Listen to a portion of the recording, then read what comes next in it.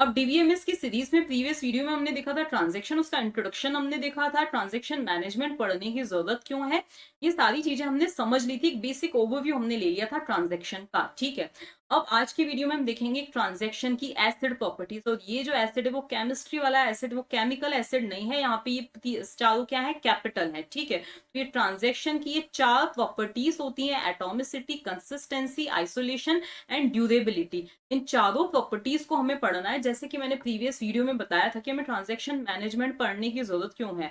तो क्योंकि एक ट्रांजैक्शन हमेशा हमारे डेटाबेस को एक लीगल स्टेट में रखें या लीगल ट्रांजैक्शन हो, उसके लिए हमारे ट्रांजैक्शन को इन चारों प्रॉपर्टीज को फॉलो करना क्या होता है, जरूरी होता है। अगर वो इन चारों प्रॉपर्टीज को फॉलो कर रहा है तो हम बोल सकते हैं कि हमारा जो ट्रांजैक्शन हुआ है उसने डेटाबेस को लीगल स्टेट में रखा है, कोई गड़बड़ नहीं हुई है, ठीक है। तो एसिड प्रॉपर्टीज क्या इंश्योर करती हैं कि जो डेटाबेस ट्रांजैक्शन प्रोसेस हुए हैं, प्रोसेसिंग हुई है, वो क्या है, रिलायबल है और डेटा की इंटीग्रिटी को वो क्या कर रहे हैं, मेंटेन कर रहे हैं, ठीक है ना। जैसे कि मैंने प्रीवियस वीडियो में कुछ एग्जांपल्स भी दिए थे, ठीक है।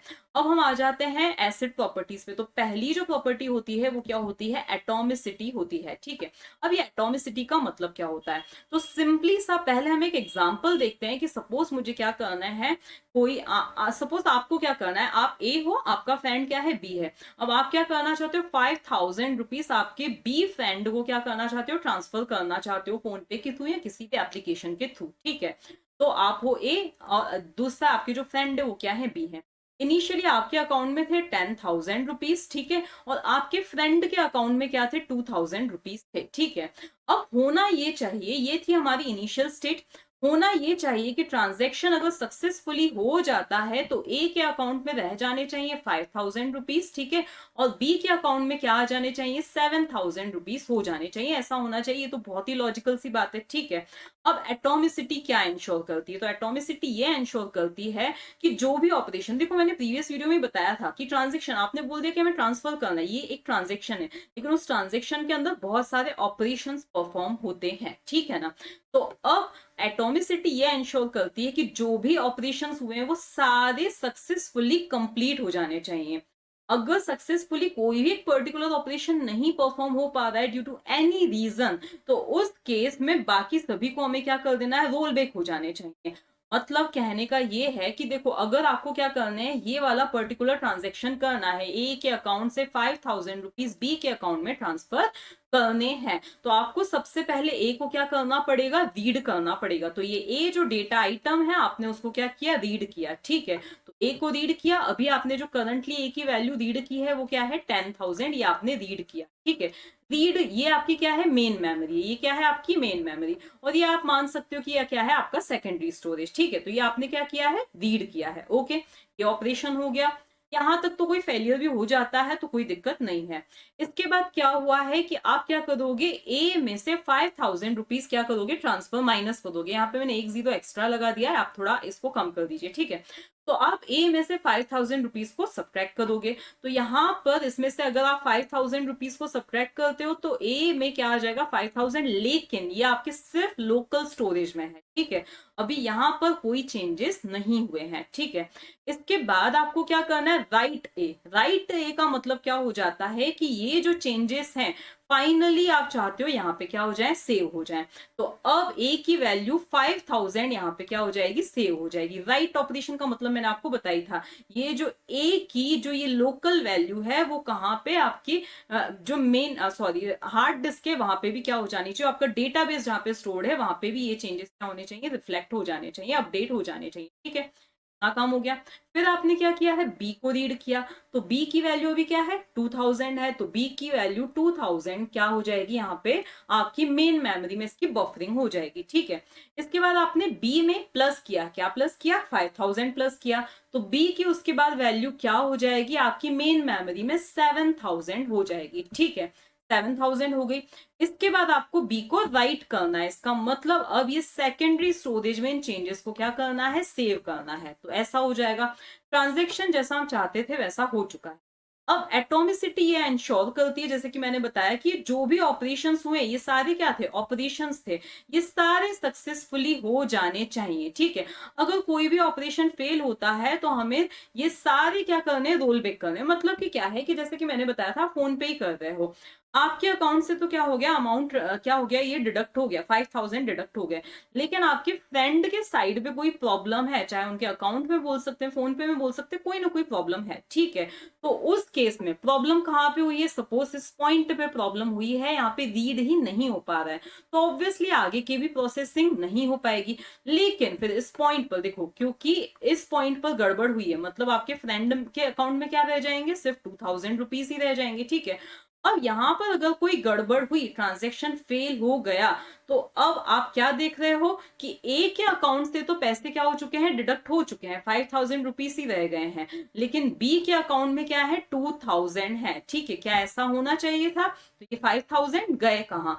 तो अब एटॉमिसिटी प्रॉपर्टी क्या बोलती है कि अगर किसी भी ऑपरेशन में प्रॉब्लम होती है, तो हमें बाकी सारी चीजों को भी क्या कर देना है, बाकी जो भी ऑपरेशन हुए थे उनको भी क्या कर देना है, अनडू कर देना है। अभी एटॉमिसिटी कैसे इंश्योर की जाती है वो हम बाद में देखेंगे, ठीक है। तो अगर यहाँ पर ही कोई प्रॉब्लम हुई है, यहाँ पर कोई प्रॉब्लम हुई है, तो हमें बाकी सारे ऑपरेशंस को क्या कर देना है, अनडू कर देना है, मतलब उनकी प्रीवियस स्टेट पे रिस्टोर कर देना है, वो हम बाद में देखेंगे। तो क्योंकि यहाँ पे फेलियर क्या हुआ है, डिडक्ट हुआ है, तो उस केस में क्या किया जाएगा, इन सभी को जो भी हमने ऑपरेशन ये परफॉर्म किया था उसको क्या कर देना है, अनडू कर देना है, ठीक है ना।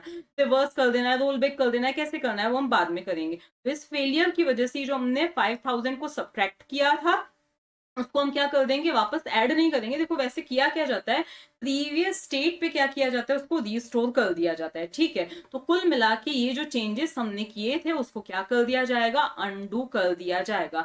तो अब आफ्टर दिस यहाँ पे क्या आ जाएगा, 10,000 आ जाएगा। क्यों, क्योंकि यहाँ पे क्या हुआ था, फेलियर हुआ था, ठीक है ना। तो ये चीज एटॉमिसिटी एंश्योर करती है कि किसी एक भी ऑपरेशन में प्रॉब्लम हुई है तो डेटाबेस को प्रीवियस स्टेट में, मतलब इस पूरे ट्रांजेक्शन को ही क्या कर दिया जाए, अभी तक जो भी स्टेप्स हुई हैं उनको अनडू कर दिया जाए, ठीक है। इसके बाद नेक्स्ट जो आती है वो क्या आती है, कंसिस्टेंसी। कंसिस्टेंसी आपने नाम ही सुना होगा, कंसिस्टेंसी का मतलब क्या होता है, एक जैसा, ठीक है ना, एक जैसा, ओके। तो कंसिस्टेंसी ये एंश्योर करती है कि transaction that a transaction takes the database from one consistent state to another consistent state, ठीक है। बहुत सारी स्टेट से हमारे डेटाबेस को गुजरना पड़ सकता है, ठीक है। एक ट्रांजेक्शन में बहुत सारी स्टेप्स हो सकती हैं, ठीक है।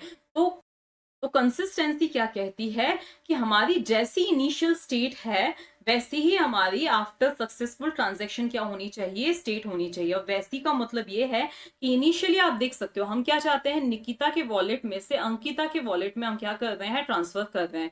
निकिता के वॉलेट में पहले 2000 थे, अंकिता के वॉलेट में कितने थे, 1000 रुपीज थे, ठीक है ना।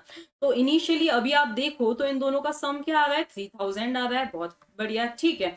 अब ये है हमारा इनिशियल, हमने कोई ट्रांजैक्शन किया, सक्सेसफुल ट्रांजैक्शन होगा तो ये सम क्या होने वाला है, मेंटेन रहने वाला है, ठीक है। तो हम क्या देख रहे हैं कि ये सम जो है अभी भी क्या है, 1500 प्लस 1500 3000 ही है, ठीक है।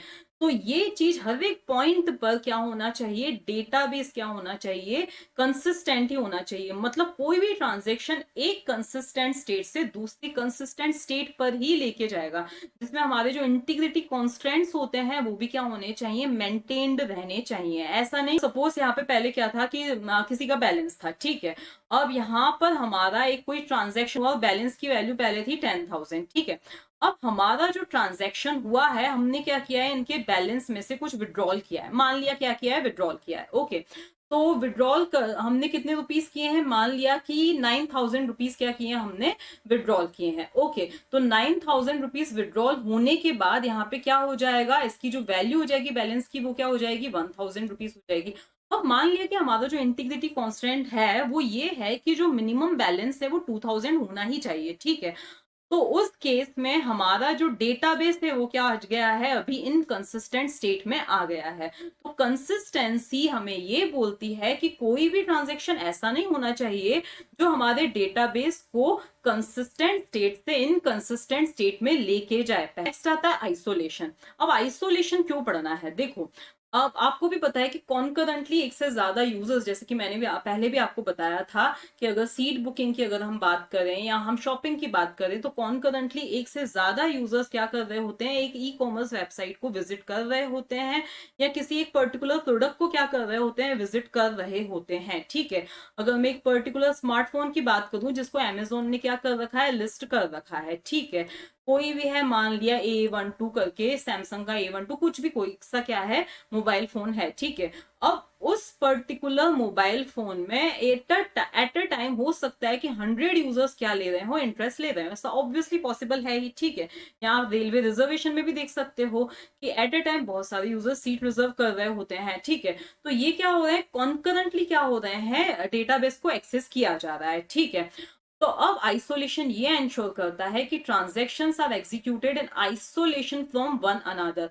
मतलब T1 करके एक ट्रांजैक्शन है, T2 करके दूसरा ट्रांजैक्शन है। ठीक है, तो ऐसा नहीं होना चाहिए कि T2 जो ट्रांजैक्शन है वो T1 की किसी इंटरमीडिएट स्टेट को क्या करे, ऑब्जर्व करे।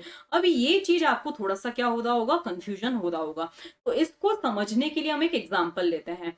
मान लिया कोई सा एक प्रोडक्ट है P1 करके। ठीक है, ये क्या है, प्रोडक्ट है। ओके, अब इसके अभी हमारे पास जो अवेलेबिलिटी है वो कितनी है, 50। ओके, ये क्या है, हमारा प्रोडक्ट है जिसकी अवेलेबिलिटी क्या है, 50 है। ठीक है, ये है ट्रांजेक्शन T1 जो किसी सिटी, सपोज मंदसौर से कोई ट्रांजेक्शन ये परफॉर्म कर रहा है।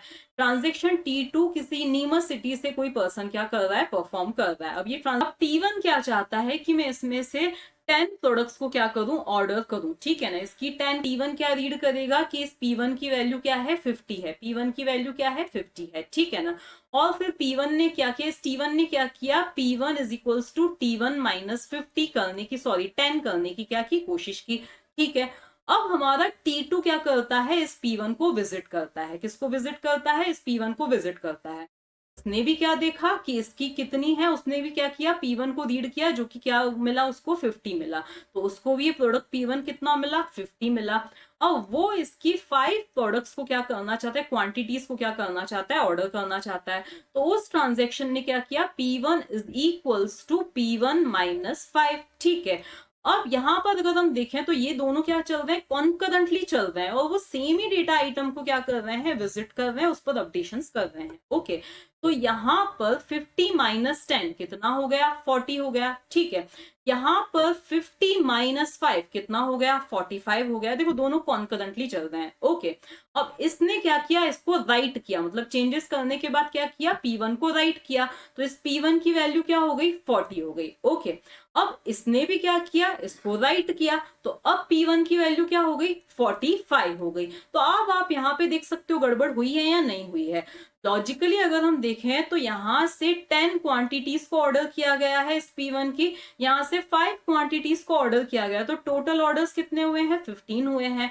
तो 50 माइनस 15 कितना होना चाहिए था, 35 होना चाहिए था। लेकिन आप देख रहे हो कि P1 की वैल्यू कितनी रही है, 45 हुई है। ऐसा क्यों हुआ है कि ये दोनों जो ट्रांजेक्शन्स थे T1 और T2 दोनों आइसोलेटेड नहीं थे। आइसोलेटेड नहीं थे का मतलब ये था कि इस T2 ने इस P1 की, इस ट्रांजेक्शन की एक इंटरमीडिएट स्टेट को देखा, इस इंटरमीडिएट स्टेट को क्या किया है, ऑब्जर्व किया है। The intermediate states of a transactions are not visible to other transaction, मतलब जबकि ऐसा नहीं होना चाहिए। इस T2 को बकायदा चेंजेस के बाद ही ये वाली क्वांटिटी दिखनी चाहिए थी। मतलब ये 40, इसने जब ये ट्रांजेक्शन सक्सेसफुली कर लिया तो इसकी वैल्यू, P1 की वैल्यू क्या हो जाएगी, 40 हो जाएगी। उसके बाद ही ये ट्रांजैक्शन इसको, उसके बाद ही ये P1 की वैल्यू इस T2 को दिखनी चाहिए थी। देखो अगर आपको अभी नहीं समझ में आया तो सिंपल सा हम एग्जांपल देख लें कि एक पर्टिकुलर सीट है। ठीक है, इस T1 करके ट्रांजैक्शन ने भी इसको देखा कि अवेलेबल है, T2 करके ट्रांजैक्शन ने भी क्या देखा कि ये सीट क्या है, अभी अवेलेबल है, और दोनों ने क्या कर दिया, इसको बुक कर दिया। मतलब कि हम ये बोल सकते हैं कि दोनों ट्रांजैक्शन एक दूसरे से आइसोलेटेड नहीं थे, जबकि ऐसा नहीं होना चाहिए। आइसोलेशन ये इंश्योर करता है कि दोनों ट्रांजैक्शंस क्या हो, आइसोलेटेड होने चाहिए। आइसोलेटेड होने चाहिए इसका मतलब ये है कि इंटरमीडिएट स्टेट नहीं दिखनी चाहिए। पहले अगर ये T1 अपना पूरा काम कर ले, उसके बाद इसके में जितनी भी सीट्स बची हुई हैं वो इस T2 को दिखनी चाहिए, ठीक है ना। या तो फिर तो इसके लिए किया क्या जाता है कि जिस डेटाबेस आइटम पर क्या किया जा रहा है, कोई राइट ऑपरेशन परफॉर्म किया जा रहा है, उसको टेम्पररी क्या किया जाता है, लॉक किया जाता है। वो सारी चीजें हम क्या करेंगे, बाद में देखने वाले हैं। तो ये क्या होता है आइसोलेशन का मतलब, ठीक है। अगर आप इसको भी लॉजिकली समझोगे तो आपको समझ में आ जाएगा। और या तो फिर आप ये वाला सिंपल सा एग्जांपल देख सकते हो, ठीक है, जिसमें सीट बुकिंग की बात हो रही है। ओके, इसके बाद नेक्स्ट क्या होता है, नेक्स्ट प्रॉपर्टी होती है ड्यूरेबिलिटी। ड्यूरेबिलिटी का मतलब ये होता है, ये भी मैंने प्रीवियस वीडियो में छोटा सा एग्जांपल दिया था कि देखो ऐसा हो सकता है कि आपको एक नोटिफिकेशन आ गया कि ट्रांजैक्शन या सीट रिजल्व सक्सेसफुली, ठीक है, और उसके जस्ट बाद क्या हो गया, कोई फेलियर हो गया, ठीक है। तो ऐसा नहीं होना चाहिए कि आपका जो ट्रांजैक्शन है वो भी फेल हो जाए, ठीक है। तो ड्यूरेबिलिटी ये इंश्योर करती है that once the transaction has been committed, एक बार कमिट हो गया, यूजर के पास नोटिफिकेशन आ गया, तो उसके बाद वो उसी स्टेट में रहना चाहिए हमारा database, even in the event of system failure, ठीक है ना। मतलब कि आपने एक बार फाइनली कमिट कर दिया कि ये जो सीट थी पर्टिकुलर वो आपने बुक कर दिया, आपके पास मैसेज आ गया, तो उसके इमीडिएटली बाद भी कोई पावर फेलियर या कुछ भी होता है तो आपका ट्रांजैक्शन जो है वो फेल नहीं होना चाहिए। अगर ये पर्टिकुलर सीट आप बुक कर चुके थे, डेटाबेस में ये रजिस्टर्ड है कि ये सीट आपने बुक की है, आपके पास मैसेज आ गया, मतलब फाइनली हार्ड डिस्क में चेंजेस हो गए, उसके बाद अगर कोई फेलियर होता है तो उस आपका ट्रांजैक्शन फेल नहीं होना चाहिए, ठीक है। तो इसका मतलब ये क्या होती है, ड्यूरेबिलिटी का मतलब भी आपको पता है। तो ये चीज क्या होती है, ये प्रॉपर्टी क्या होती है ड्यूरेबिलिटी की, एक बार ट्रांजैक्शन कमिट हो चुका है तो उसके बाद फेलियर होने के बाद भी वो ट्रांजैक्शन, सिस्टम फेलियर होने के बाद भी ट्रांजैक्शन एज इट इज रहना चाहिए। सिंपल सा है कि मान लिया कि कोई आपने वही सीट बुकिंग की है और वहां पे रेलवे साइड सर्वर में भी कोई प्रॉब्लम आ गई तो भी वो सीट आपकी क्या होनी चाहिए, रिजर्व होनी चाहिए। ये चीज क्या होती है, ड्यूरेबिलिटी होती है।